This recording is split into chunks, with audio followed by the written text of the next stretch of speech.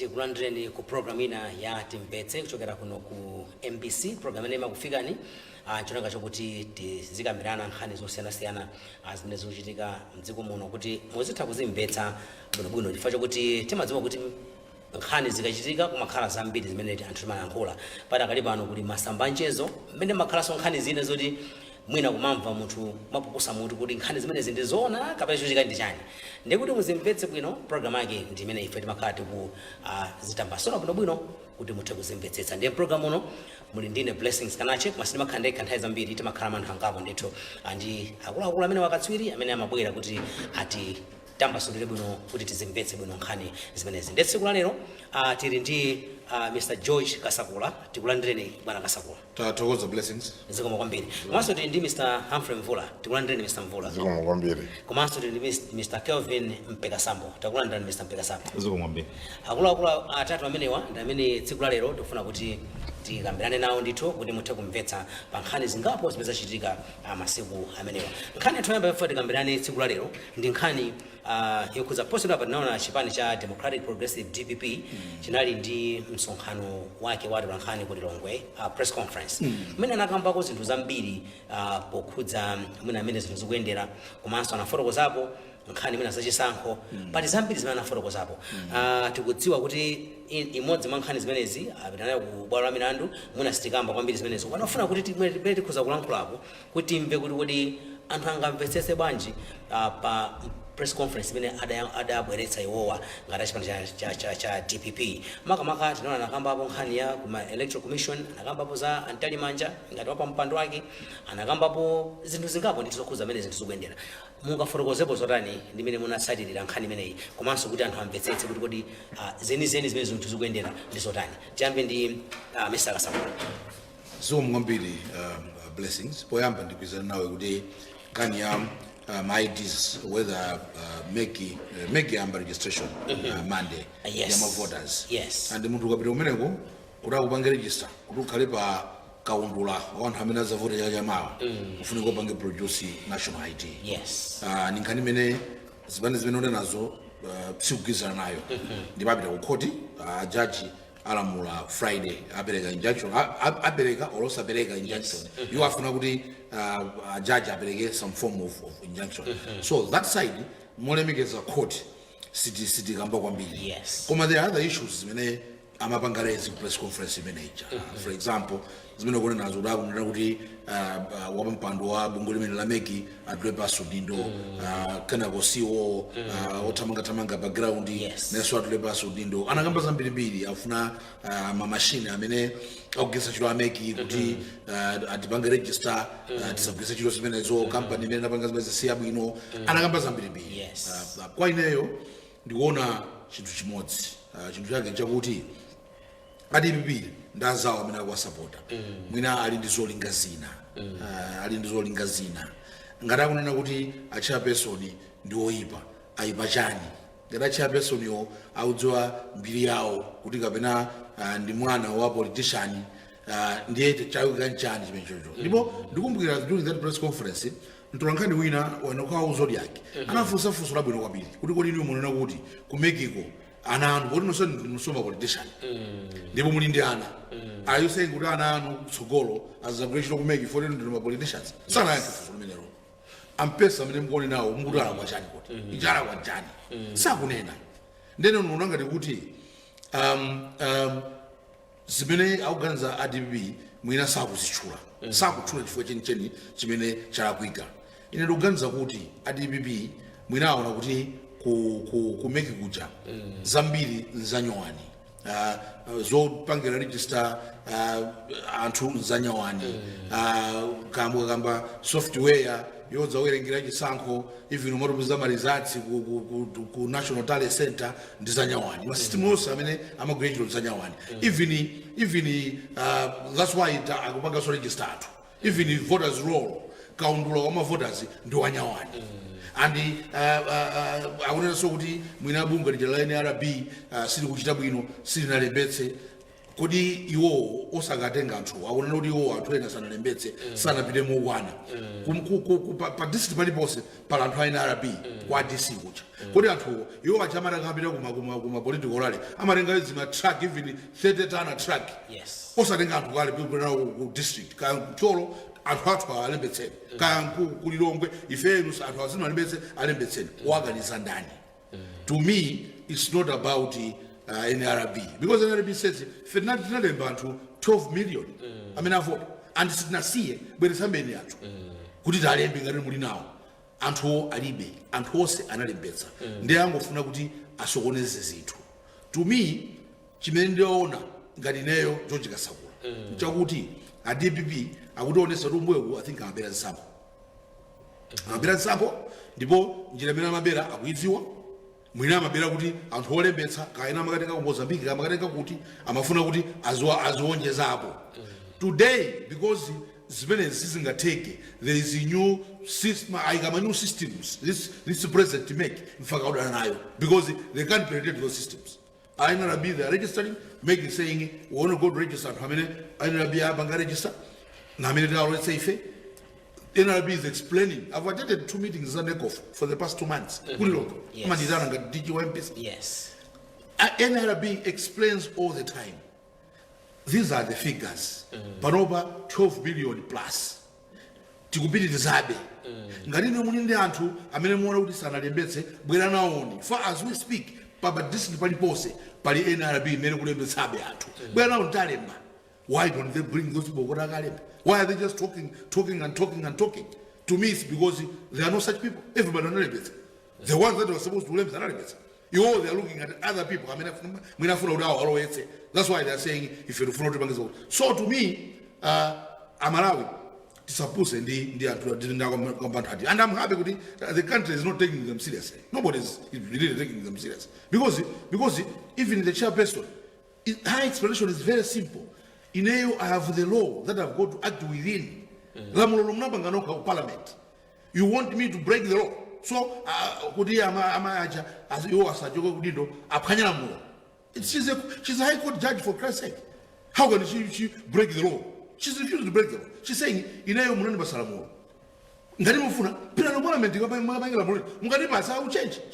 She's not saying no. She's simply saying, then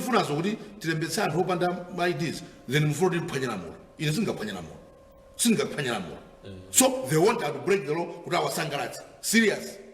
That's why I'm happy with Amarawamiri. They're not taking DPP serious. Because honestly speaking, they have no case. Yes, mwana nisirepo. Mr. Mvula ali ndinde manga. Amvula muna nkula zotani. Maka bazimana nkula DPP. Eneo mwina ndiambe mnandifuza kuti ngora nkula pazimena na nkoma. I want to talk about ndifandira nkula za minutes inarigiri pa press conference. Yes. There was too much anger. Ari yense manankula zintu zonkuyo kwambiri, threatening, intimidating, claiming to have the power that they didn't have.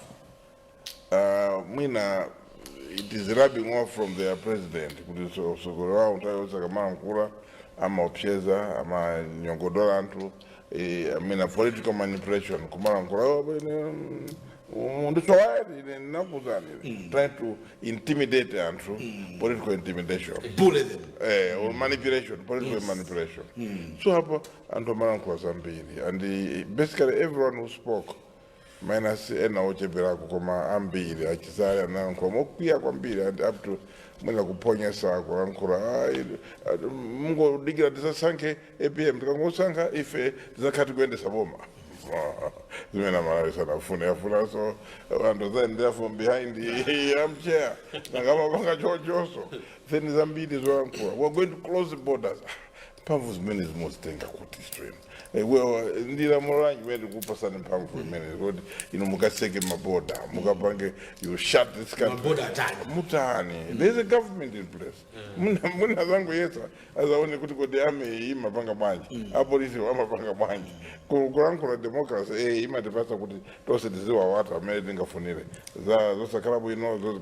So, the way people spoke, my appeal to Zipani is let us not create unnecessary tension kuti Malawi amenyani muno or akese apangane zoipa, because the result yaje there will be a lot of things ochitika. Yes. You will now connect what people speak to a lot of things. Ichi ngatimuvomera kupanga ichi.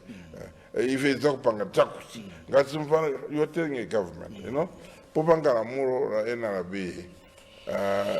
Indiwo umwe utuntawi mene nduna ya Homeland anari mai wina kulunzu kuti matindani pamama. Chazam. She defended that Ramuro that time MCP in opposition. Kusamba zonzi another ground promokweza with men choipa. Also anto kumara nkora kuti base it went through. Today Yaipa. But the same people. And imagine Chakatuipa. This was hotly contested in Parliament. Eventually, everybody agreed it was used in 2019. It was used in 2020. And we are all smarting from a famous court case, Constitutional Court, Ijainab, inatitandiza kupanga outline. Kuti tisapange suzachi nyengo. Tisazakale sondi zama tipex. Tisazakale sondi zakatangale zina zache zoro wa mjisanko. So that law has outlined yati konzera njira yotuuza kuti zachitika. People want us to go back. They want us to go back to issues of barrel stuffing. What is wrong? I mean,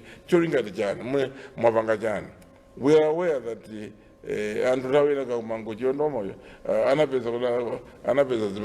NRB forms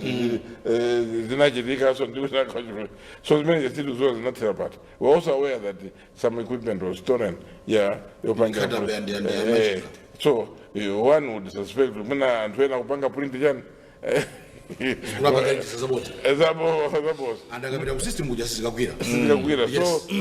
you don't want that system downstream to exist.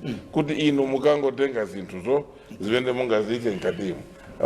And in now we are the one country remaining behind in managing the Sangoza transparent. And that was I'm a currently voter roll. You cannot generate a voter roll unless and parembase. And you cannot base a chop and identification. Look, in the city guapira ufuru and who vote, but Malamuso, Malamu, Gribeso, Amuro, Lubanga force him to vote. Could he vote basi? So let's regularize. Good antamina and best no cow many aqua vote. I mean, some and best end. Also exercise the right not to go and best yourself from water now. So I was very surprised. And then in Anankwas in Zambia is on your bomber, including Muno Kumankora, Zina Zusa Inera Forum, corruption. Kuman Jose, I read very popo. Noting also and the Milanto. I never bear to also. So you cannot be a warrior. You cannot be somebody standing on a higher moral ground. And the Zoran Corazina Zusa Carabuno Bueno. So, Comaveranto was indicated school out when a Buena as he currently Maganizo the Bajani press conference. I would go back to George and I would have Peter Kunekov. He also, they were coming from a meeting in Nekov. Yes. Where they did not raise anything beyond Anel Momo Nekov. Then after the meeting in Nekov, we are supposed to build consensus. Building consensus, and then we pass a press briefing. You took one of the but you are there when I make a Makubangani brief. When I be a Mabangani brief, and I be that's one to go my president and go for to go as many as they go in there. But now, the typical of what the Andrena Omakon, Amakaro Parliament, Kubanga Pass, and there are a fat one. Banga pass my bill, come after Parliament, you go out and hold the press conference. This is very bad, this is very bad, this is very bad. That's being deceitful. And you will not run a country by not recognizing what the Pamakara president was at the time, Pamakara Bomari was at the time. mwina zimene sizimakhala bwinobwino. So nganena kuti zimene zinachitika izo nzodabwitsa kwambiri, and we cannot run an chisankho chopanda information base yonena kuti anthu analemesa ndawo amene akavota ndawo, and there must be a way of identifying anthu. Transparency njofunika mchisankho, and you cannot be asking bringing a condition yona kuti uyu achoke poti m'bale wake ati anali president wa MCP kalekale. Pamene inu mukulankhula bwino senu mumayendesa nawo meki nthawi imeneyo anthu amaziwa kuti inu ndinu a DPP inu. People never raised a petition. Yes. Didn't even talk about it.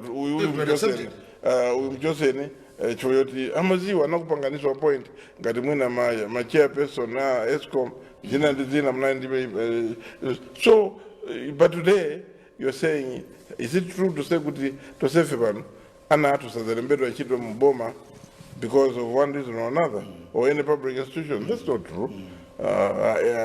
In our family, Anna in the DPP, in the MCP, in the 40. I mean, I've got a family that the people belong to. I cannot even tell them. Even Sabange, Jim wasn't carry them pingos.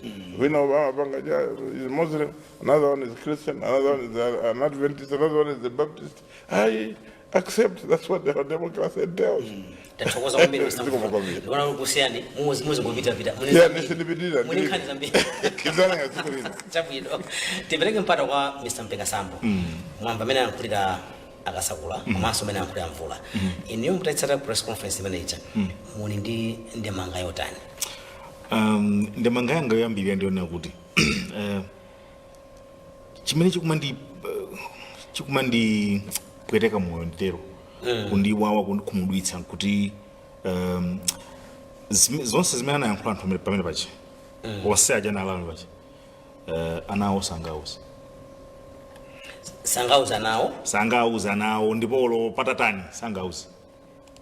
Yes, sangauza nawo zonse. Okay, pamene pajapo mukhozo kuyamba kaya kunali amathanga ali ndi nkhani yawo amathanga amayi mathanga ali ndi mbiri mdziko muno mwa mama. She has a past and the past is too fresh. Mubwera kaya pa ana malomba ali ndi mbiri. He has a past and that past is still fresh. Mubwera kaya pa George Japonda kaya ndani aliyense pamene paja ali ndi mbiri oti akayimirira achisale ali ndi mbiri mdziko muno. Mwandipetsa kani? Anthu amene ajawo ali ndi mbiri koma mbiriyo tikuidziwa ndifeyo. Ana amene akukula pano pa mbiriyo sakuidziwa. Ana athu zaka 18 16 sakudziwa kuti anthu amene aja anapanga contribute chani kuti dziko linolo lizikhala ndi mkwiyo ngati mmene tili nawo, kudana ngati kumene kumachitikako. Zonse zimene zakhala zikupanga choko economy ya dziko linolo anthu amene aja anapanga contribute yani anawa sakudziwa. Ndi pamene pali manthanga pa osati kwawo pa iwoja koma pamene pali manthanga palipo. It's very dangerous. Kuipa kwina nkwakuti mmene fotokozeramu ndi kuti iwo aja akufuna atenge zimene amakhala kupanga mbuyo kuti awapatsire ana awo chifukwa sakudziwa. Ndiyo kuti akuononganso tsogolo la dziko lino. Mwandipetsa memo? Koma ndanena tsiku nake kuti mtengo wa mango subereka papaya. Mtengo wa mango subereka papaya. Anayankhula mvula kuti nkutheka kuti zimene zija akutengera ambuya awo. Koma ine ndili ndi mawu opita kumene khalidwe limene chakupanga lija zomanamiza dziko chochicha kumanamiza dziko kumanama, because there is no way an institution like Mala Electoral Commission formulating all the structures iwo aja ati representatives awo kumene kuchako kuli ndani aja kuchikwa amemira DPP commission akasaira kuliso that akuchirazuro yes Professor Fabian.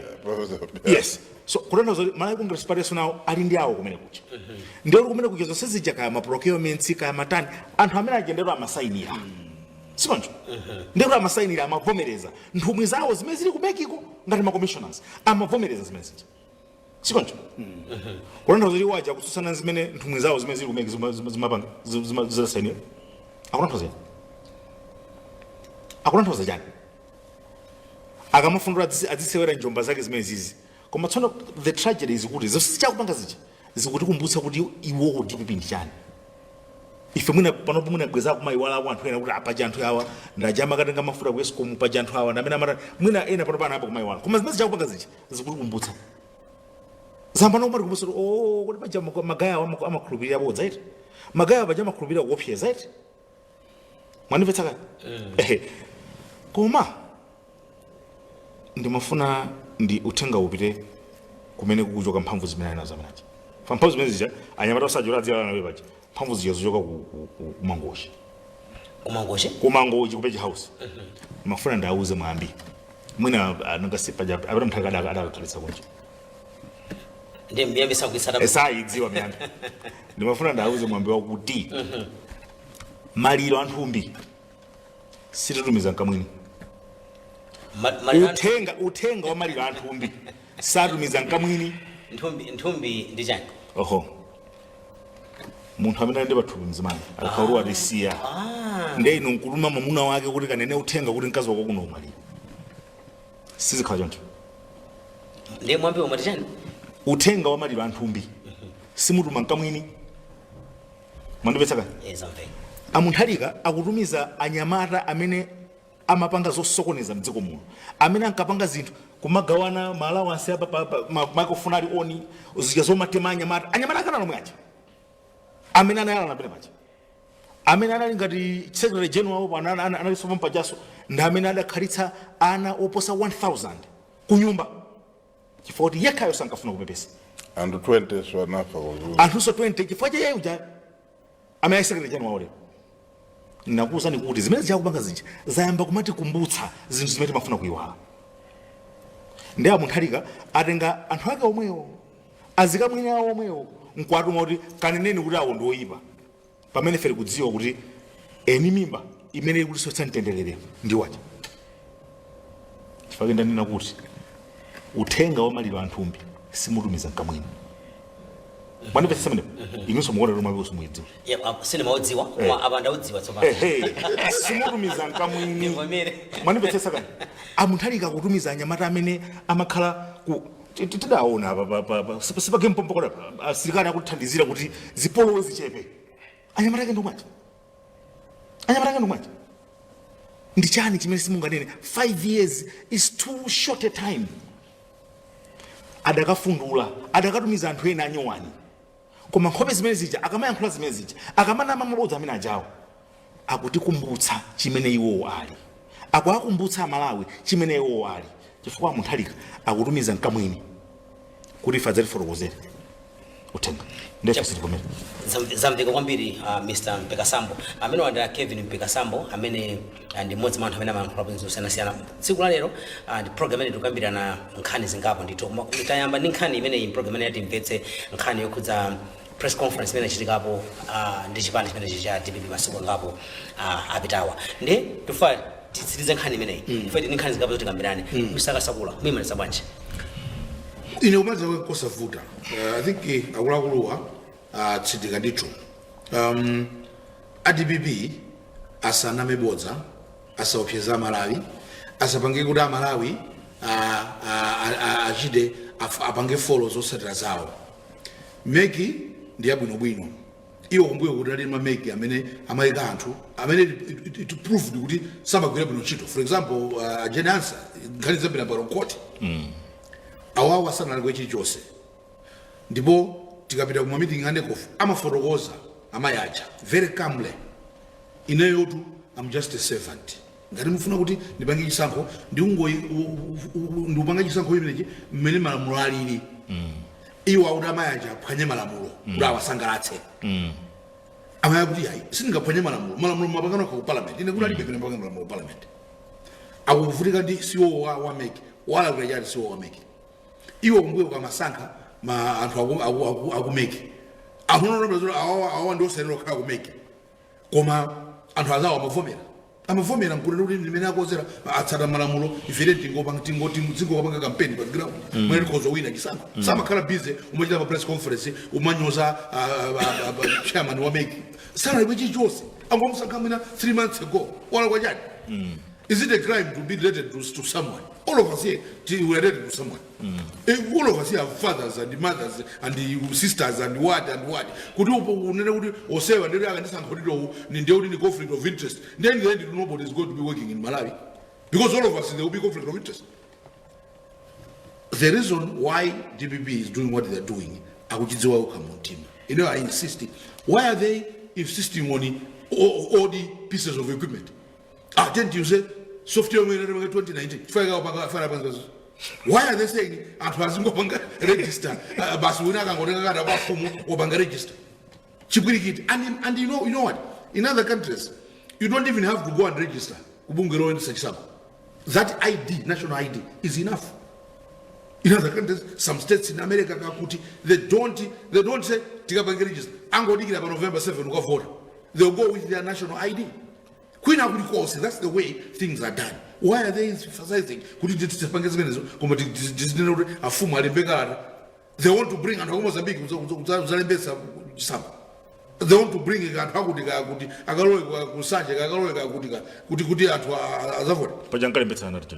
that's what they were doing. Precisely. They were rigging the elections. Today, because this president make everything is new. Voters roll, Mamashini, Majani, they are busy. This company and you Afuna chaos into the election. They are the ones that want to rig the election. But more importantly, our Bangladesh temperature and needlessly so. Very unnecessary. Needlessly so. They are raising the temperature as if Zigolata. They would make you go. But when you go into a meeting, you hear the chairman talk. You hear the CEO talk. These are calm people. They know what they are doing. I wouldn't begin. They're working very hard. They are working so hard to follow within the law. They know what happens during the elections. Like it happened last 2019. It was a disaster. Under the watch of DPP. It was a disaster. The elections were challenged because of these shortcuts. Today, we have a chairperson that says the law says that's what I'm doing. No, stop that. Do something different. Does that make sense to you? The good thing is Amarawi, Ambiri, the majority, is laughing at the DPP. What are these people talking about? I don't know years old. Also, campaign background. All the things that they're mentioning are false. Nonsense. Those are Tandis. And as the example said, the people that they're fronting. Can those people that you can front so Afro-Gozes? I don't know, no queer. Ena pompo amanena na mbuyo kudi we magambo forte but you only may a bodyguard 500,000. Today they want to come in front of us and talk to us and say we should listen to them. Or you come amanena na kudi you mulebela kubaju magambo forte muntu salary 500,000 wazilenga kuti amanena noka timava is on record. Today they want to say takizana rate kali basokolo bano tirampreko antu amalai and then they speak to us they think amalai ngati serious. Malawians are peaceful people. When I preach, I present the chapel. Those in the farmers, they are busy saying our company, our journey. What message are they presenting to? And then they want Malawians to vote for them for our options. Serious. Could you take upon to vote our Lurajisale Alusa? Kayandani, Kubera Maid, Matanga, Anamaloba, Adilusia. They want to intimidate the Malawians. Should Malawians vote for them because they are intimidated? That's not the way you go to message an election message. You preach Zuzantende. I don't know what has confused DPP. To me, probably it's because DPP is afraid. Whatever they are doing, I will be manta. Or Menabangira behave Chisanko Jayama Azarusa. So, for the animal Chisanko, guys, what do we do? Let the numbers of violence. Tend to show us who make it and to anyone to weep. Is it a crime in Malawi to be born to somebody? Is it a crime? Everyone has a father, everyone has a mother. And she did not choose. We didn't choose to be born in Kasungu, Kumajinjiri, Kaya, Sinasante. Don't choose. Okay, so we didn't choose. Nobody chooses a father, nobody chooses a mother. Why should they, at the end of the day, this is a harassment of an innocent woman, in case they don't know. They're harassing an innocent woman. umapanga create zimzongofuna umuyibisa mbili kuti people, I mean, she's just been there for probably 3 months. How can you say she's not competent? Is it a crime to be born to someone? Is it a crime? Or since when has it been a crime? So because you are born to someone, then you can't work to make. How? Why? Why shouldn't someone not be a chairperson of make? They can't point out at anything that she has done that is wrong foot, where she has put her foot wrong. They can't point it out. All they're talking about is, make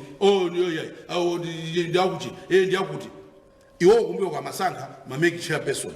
Disastrous ones for that matter. Jenny Answer was a disaster. You don't need to prove. The court case showed she was a disaster. She was presiding over disaster. The election was a disaster. And her mother Tipex. But Anzao, they had to go through. They knew right away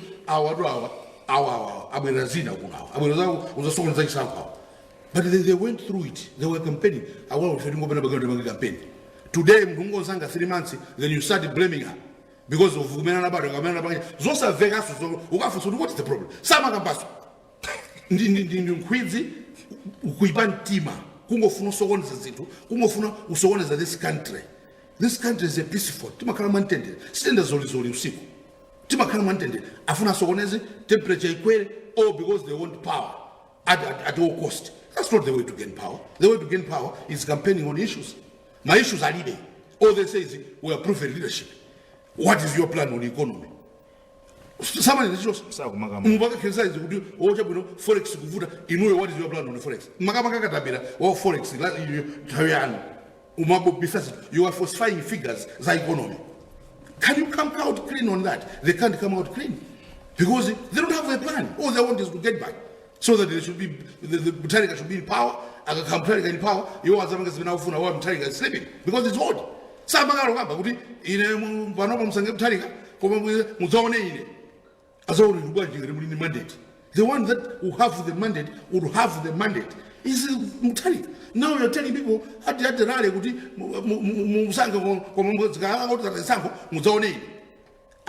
if we are looking for evidence, would these people want to abuse the old man in Mangochi? Asanke, he has a name recognition, Amara Musanke, Kungotra Mazisanko, Chakajamawa. Next day, they should start now, you won't get in my president, you abusing us. You know, my TBN Pini Panga imported into tax free. But you staff with sympathizers as a business. That's what they want. So the question is, Amarawi, should we accept that? I think we should accept that. I think we have someone. I'm not saying the president is perfect, the country is perfect. Nobody is. There are problems that the president must sort out. But at the end of the day, we have someone in the State House that has the passion, the desire, goodwill. Masana is this way, Usigwa Bangazi. No. Is who he is. And he's passionate about this country. We have such a person. Why should we go for some old man in Mangochi? These colonials are the ones that should be running this country. We shouldn't accept that.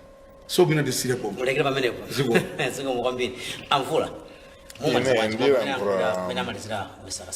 In independent into when I start or fall. One,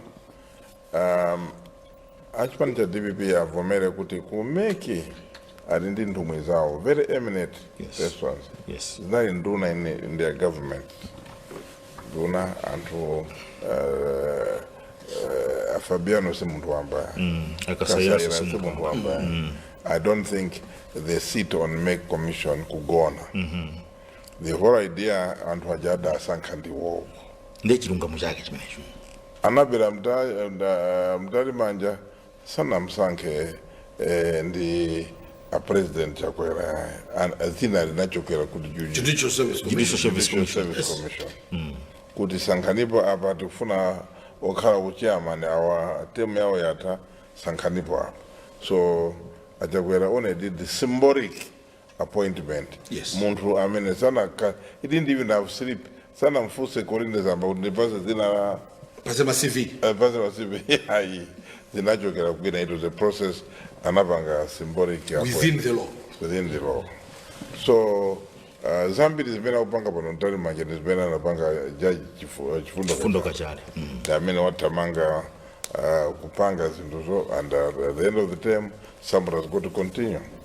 It should not create a problem kuti poti wabwera pa maiyo ndio kuti zinthu sizienda bwino, and then that's something that the second point is nkwiyo iyai, please apempe ADBB nkwiyo iyai, and the political parties ali ndi mwayi kwambiri kuti ali ndi platform azikapanga misonkhano, asamapange misonkhano mu hotel, timakapanga misonkhano kamema wanthu tivotereni mfundo zathu ndi easy, but they're spending a lot of money into boardroom politics, which is I mean anthu amene amakhala ndi ma TV ndochepa, so mwina apite kwa anthu in the rural areas akapange sell the new agenda kuti ife mundatichosa the 5 years tasintha, we have transformed, we are different, tione ni mwanjira ina supano chimenecho ziwathandiza kwambiri.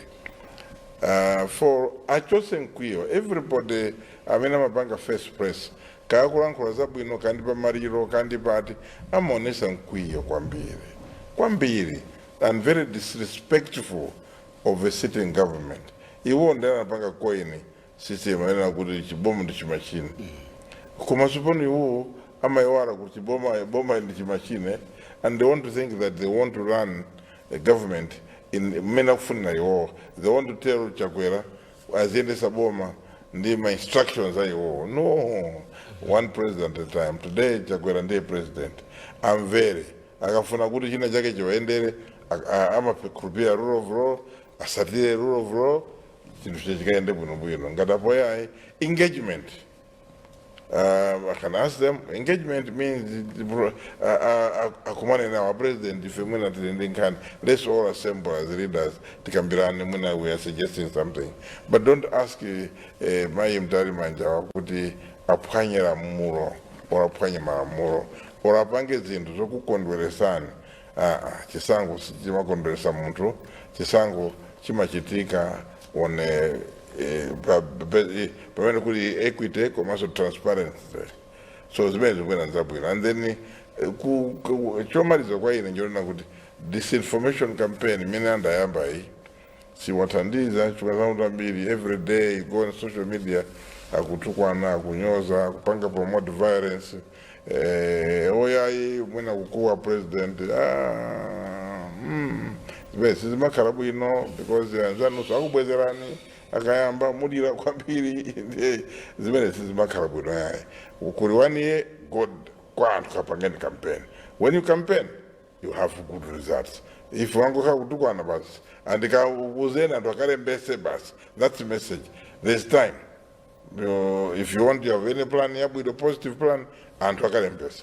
But don't tell them not to kusakalembesa believing kuti muchipanga, because makumudwisa zo anthu anu chikwa iwo aje mukwapasa kachitunzi kwa chisankho adabira kala nzatu, so there's no need to vote.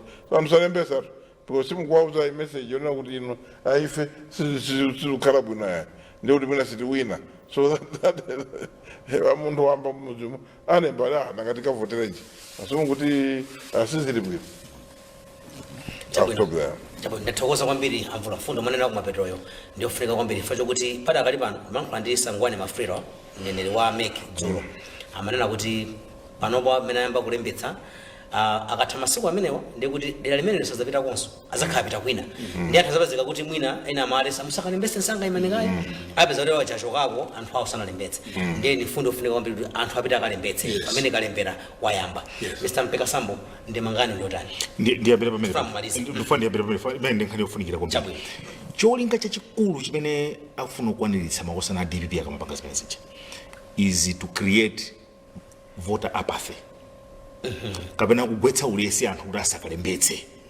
Mwandimvetsetsa koma ndimafuna ine ndikambe mbali nayo kuti makolo ana amene akadakhala kuti achakwera sanali president lero sadakakhala ali ku university chifukwa mdindo amene alipo ndamene adapanga chiganizo chimenecho akadakhala jawo sadakakweza ndalama ija kuti dzipita yothandizira ana ija kuti adzipita kuma university.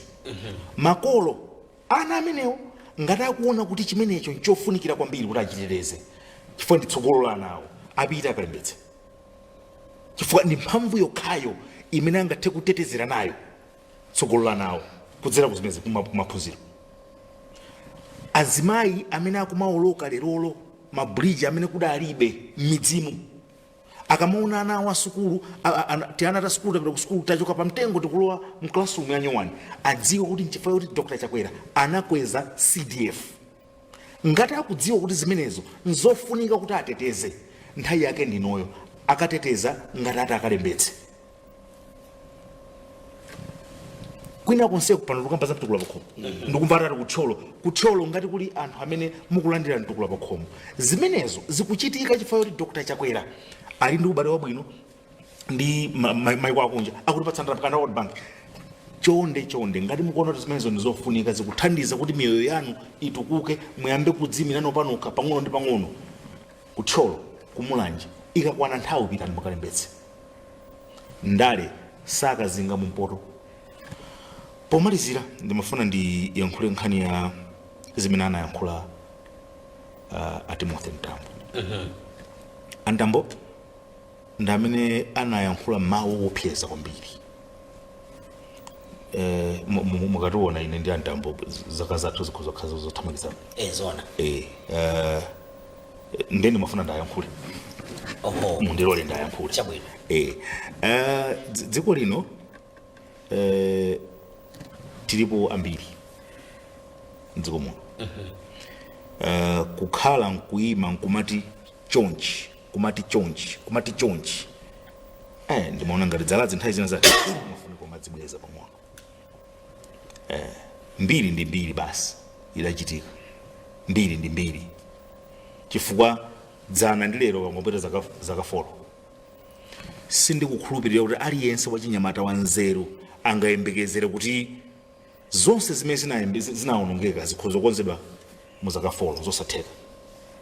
Koma ngati chimene chikuapangitsa nkuti chimene chidawonongeka ndi udindo wawo, ndi afunati kokene tonsefe kuti tikathandize kupanga zimenezo, ayi sigwira chifukwa ife chiyembekezo yathu tikamaona kuti anthu akati njala akalengeza kuti akudya chitedze ngati zona, Achakwera kumatenga chimanga kukapereka. Chiyembekezo yathu ina chimenecho. Kwagwa ng'amba Achakwera kuti yayi tiyeni apemphe asilikali a dziko lino atithandize kulima chimanga.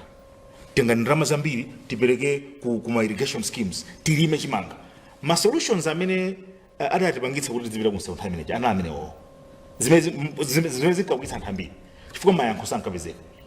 Mukumbukira tidayankhulidwa kuti ngati kuli njala kaziyani zilete a civil service ngati mukuona ndalama zachepa pitani boma government is broke.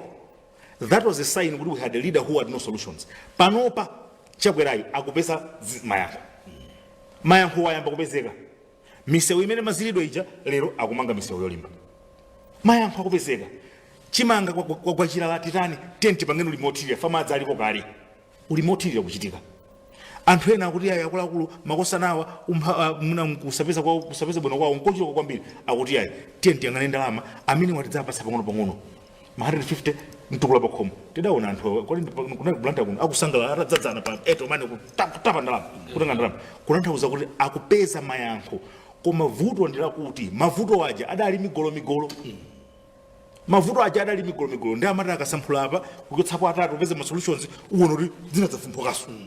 Akachotsa apa ndipeze mayankho zinadzafumbukaso. Yankho lina looneka ndi maso chikhala kale muno sibwezi muna program itatheka magetsara zimakale kale 10 hours. Koma lero amenewo ndi mayankho amene president wa dziko lino akupereka ku dziko. Ndefe chimene tinkafuna kuti tikhale mtsogoleri amene adziyankha adzipeza ma solutions amavuto amene nzika zikumana nazo chifukwa zimenezo. That's the true meaning of politics. Koma osati kuti anene kuti history will repeat itself. Ayi chiphaliwali simenya mtengo umodzi kawiri. Chiphaliwali malume sichimenya mtengo umodzi kawiri. Antambo adziwe zimenezi. Chiphaliwali achimwene mwina ndayang'ana achimwene chiphaliwali sichimenya mtengo umodzi kawiri. Osatheka. Chimamenya kamodzi kenaka chikamenya mtengo wina. Koma izi zomati muziti mademos ayi amalawi akuyang'ana zina pano 4 years ikochitika zina zimene zija zidachitika zaka 5 years zapitazo ndeni mufuna kuti mukodoleso chiphalewalikiza miso sikwe tathokoza kwambiri Mr. Mpekasambo kukangati mwamaliza ndithu bwino lukhupira zimene mafuna kunena abara kwangulu chabwino timafuna kuti pite kunkhani yathu yachiwiri ndikuyang'ana nthawi ndiona kuti kuthamanga kwa basi tasane bwino zochepa koma tipitebe kunkhani ina tanguona posayidwa apa kuti European Union EU komanso ADB African Development Bank anena kuti tsopano ayamba kupereka ndalama ku dziko la Malawi direct kupita ku budget zimene zidasiya zaka zochuluka zapitazo 10 zaka 10 kwapita uko ndiye padakali pano akuti abwereranso kuti akuyamba tsopano kuthandiza dziko la Malawi ku budget yake ndimafuna ndiziwe kuti zimenezi mukuona kuti zofunikira bwanji zithandiza bwanji dziko la Malawi tikamakamba nkhani yolimbana ndi umphawi komanso tikamayang'ana masomphenya a 2063 amene tikufuna tizakwaniritse tiyambe ndi Mr. Kasakula zikomo kwambiri nsanabwere kumeneko inenso ndimafuna nene nkhani pang'ono nkhani ya mtambo chabwino imene ayambitsa Mpekasambo kena kunibwera ku chabwino ku nkhani yabwinoko chabwino achina madafe vuto limene timakhala nalo lolona kuti tikapanga kanthu kakang'ono kati tikapanga chinthu uchita khala chachikulu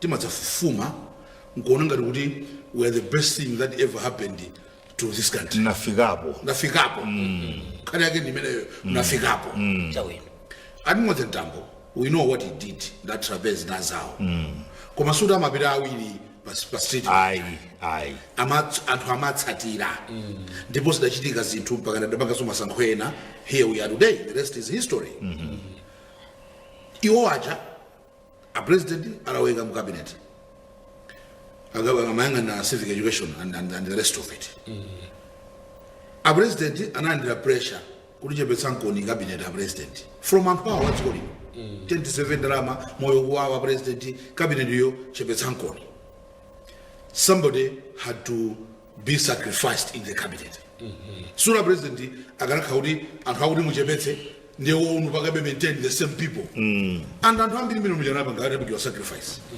a gospel kasako achimenanga yes timachona achimenanga akulu he was sacrificed sidamveko aunena kuti ine am more important I'm Kaka secretary general wa MCP then was sacrificed kuti achepetse cabinet a president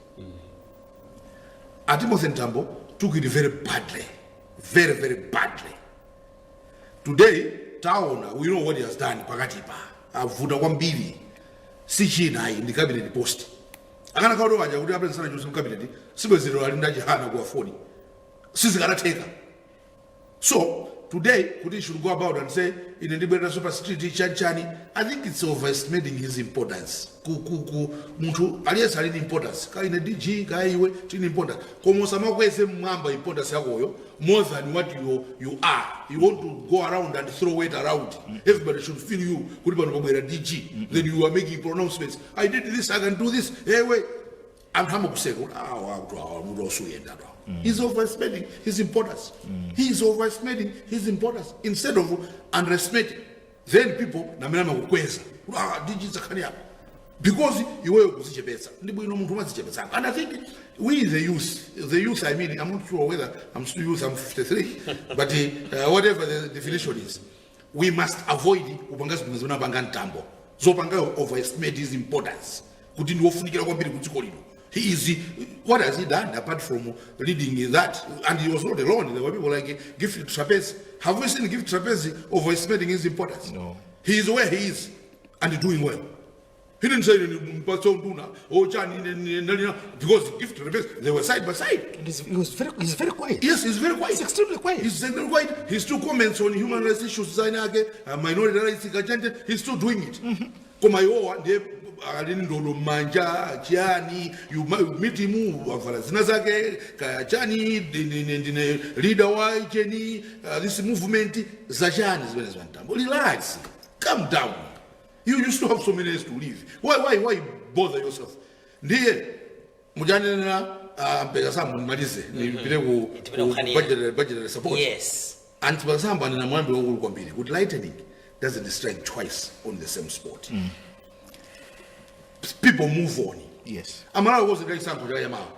There's no need. There's nothing to fight. That time there were issues to fight. There was Jenny Answer, and then so on the example. There were issues to fight. Today, what are the issues? Why should someone invite them? Next year, they have a chance to express themselves, to pronounce themselves on the President Chakwera, on the MPs, on the councillors. They'll pronounce themselves. Why not just wait for that day? What is it going to fight for? What issues is it going to bring to people that are so burning that we must go to the street? At the end, it's about his belly, because he was kicked out of cabinet. He thought, what I did in the street and it was such a cabinet. Now, should the Malawians be taken as a personal agent, settling personal scores? Because clearly, he's settling personal scores with President Lazarus Chakwera, because he's the one that removed from the cabinet. So, should Malawians should ask themselves, when he announces the date, wherever he wants to go on the street, those that want to go should ask themselves, should we really go to help Timothy Ntambo settle his personal scores with the President Lazarus Chakwera? Is there anything for us? Because clearly, there's nothing for them. It's about him and his ego and his personal scores that he wants to settle with President Lazarus Chakwera. For some cabinet, the president was looking at the larger good. Malawians are saying, I must reduce my cabinet. Somebody had to go.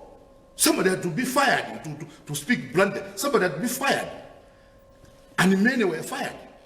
Why are they not doing what Timothy Ntambo was doing? It's because they know that we can do something else. I bring that was the cabinet. Then I can do something else and be profitable and earn a living for myself. I can do something else. Also,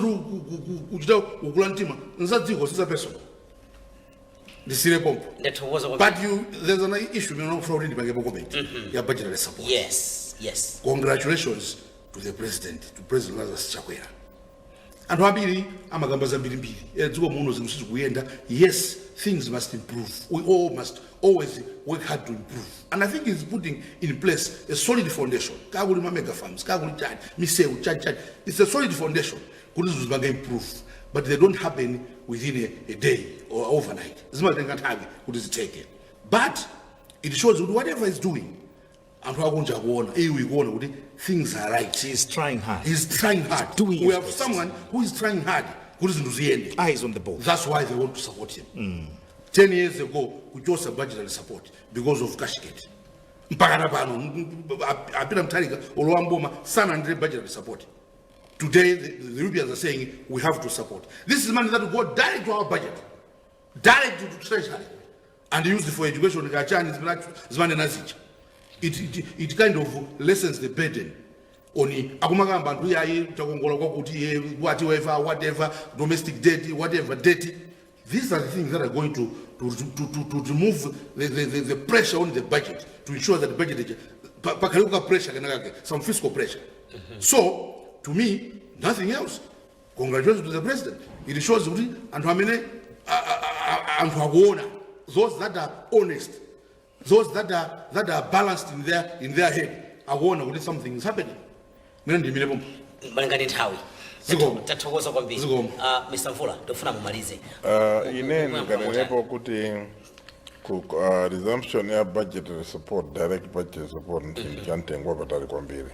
Chikwa zaka 10 itavutika nditu antu analigwira pakotsi kuti yayi sitikupasa ndalama simukuendesa bwino simukupanga bwino apart from zinthu zambiri. So because mwina boma ilira yesa ndithu kupanga win back that trust ndichifuka mwina atibwezera atipasa ndalama budgetary support. It has not come from nowhere, and no one should kunena kuti imene zikanachitika there has been a lot of sacrifice, meaning kuti zinthu zina zikuenda kobwino. Yes, we're not yet there. We'll be there with this support because zambiri sizinaende bwino sizinali mundu and amalawi ambiri aena kumamu ya mikira muntu wabweresa positive change in their lives, kuti mioyo yao ikusintha kulanda budgetary support kuti kwa Malawi. Budgetary support ni chinthu chantengwa patali kwambiri, ndo zambiri zikuza kumapweka kulanda ndamu zoti mwina zilowe muntu pakutuka pakomo ndi chinthu cha mtengo wapatali. It means confidence. Yes. Because ndalama zija zimalowa mu system ya boma kulandira whatever money, whether grants whatever from anywhere, ndi chinthu chabwino. Kubwera alendo ku India ndi chinthu cha confidence, because they don't anthu samabwera kuno mbuyo samabwera timasoso ndikupita kumene. That's why anzatu ayenawo amalankhula zoyipa kwakhala kuti president oenda pa trip, because wao amasowa kopita anaive kopita didn't have make friends sanakhale ndanzachi. So I think ngani ya budgetary support chinthu cha mtengo wapatali, and I think it will go a long way kutithandiza. Tingopemphera kuti naso atithandizebe amene kale amatithandiza abwere, so that by close of next year, September next year, tikhale kuti boma ili likuyenda bwinobwino, because we still have got a few things which are not happening well. My initiatives ena aso andalama, so mwina tipemphere kuti tilandire chithandizo. And congratulations kwa chakwera for this, and congratulations for Chitiola. They are Chelene, Bechan Chelene. These have made a difference. Was into many carries mechanical subano zikuteka. So mwina ndichi ndujumene chili positive. And tingwa bempa boma machinery ya media machinery apange drama and apange explain it. Kwa Malawi na mwina sakuziziwa. And niso tutoko zeni pobwesa pa program ya ngati kuti mwina zilankulidwe kuta Malawi mwina zinaso aonepo mwina mtengo wapatali zikoma kwambiri. Thokoza kwambiri Mr. Mvula. Mr. Mpekasambo mumaliza banji bankhani imeneyi. Ndofuna ndakumbutsa Malawi chimechida chisadzaye kuti njovu ichoke nyanga. Kuti anthu amene kwanoti abwera so ndora adachoka. Ndiyati kunalibe. Adachoka, adasiya. Analipo ndikuchoka. Adalipo kuti kuchoka. Ndiye koma adziwe kuti kodi chimechida achiritsa kuti a EU asiye kutithandiza budget yathu chidachitika ndi chani. Ndi chifukwa kuti adaona kuti amataka kunyandalama mthumba muja zimapitirira leaking bucket. Ndipo statement imene adanena nthawi imeneyo ndimakumbukira adanena kuti tikuona kuti ndalama zathu tikapereka sizikugwira ntchito imene ife tikumagwirizana. In other words, tikakupatsani ndalama zija amalawi sizikuwapeza ndiye tasiya sitaniso sizikupatsani. Koma chiyambika kacheti chendidadza kambira naso panopa ngati mukumbukira panali ambassador wa ku United Kingdom Fergus Cochrane died. Anapatsidwa mdziko muno 24 hours. Manifesta kani chiyambi cha nkhondo imeneyi chinali imeneyi tidakadzakambirana pano nkanena kuti strategic patience ndiye nkhani yomweyo ndimafuna ndikambero chifukwa chani akulu awo ali lerowa Lazaro ali anoka Martin Lazaro sine abuli apresident amulu dzina langa ndi Lazaro. Yes. Lazaro ulerolo dzana ali amanenedwa kuti anapita ku Germany makakwera njinga ndende Martin nene kuti kokakwera njinga kuja mena njinga ija amangokwera kuti asangulutseko after mamiti. Kokakwera njinga kuja kumene kuchoka cha ndalama zimenezi anthu ena makamba kuja kokakwera njinga kuja kumene kuchoka zimenezi. Yes. Manifesta kani pakhomo poti bambo ntchito yake amankhali kunyoza wanthu tokwana wanthu akatuluka ndikunyenyani ndikutani anthu sangakhale.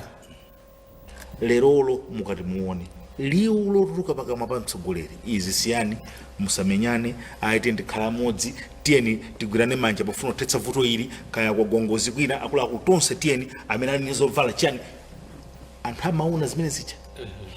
Tisadikire kayawo koma ndalama izizi tiyeni apatsekani ndalama iyi tiyeni tiyambeni kumakonza misewu anthu akufa misewu. Ndalama iyi onjezerana na skulu akumudzi amakolo osapeza bwino azipita ku skulu.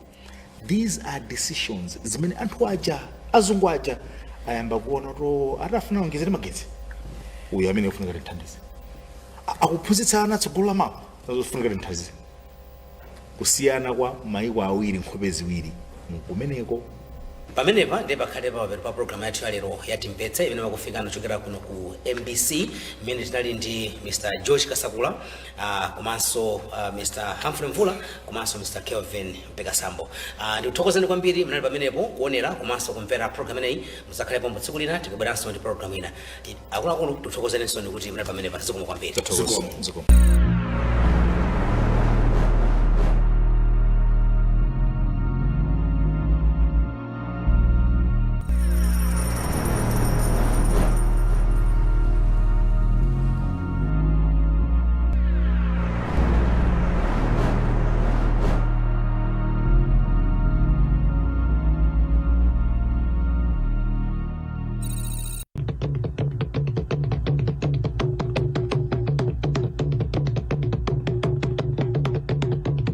onerani programu ya